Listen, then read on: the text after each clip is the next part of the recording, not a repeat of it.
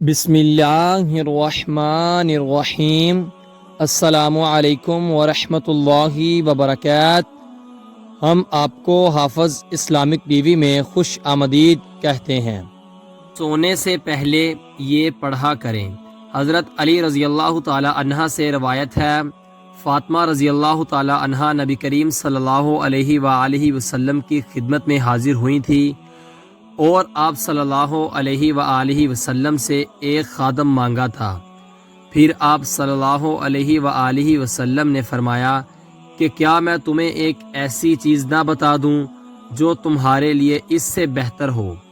سوتے وقت 33 مرتبہ سبحان اللہ، 33 مرتبہ الحمدللہ اور 34 مرتبہ اللہ اکبر پڑھ لیا کرو۔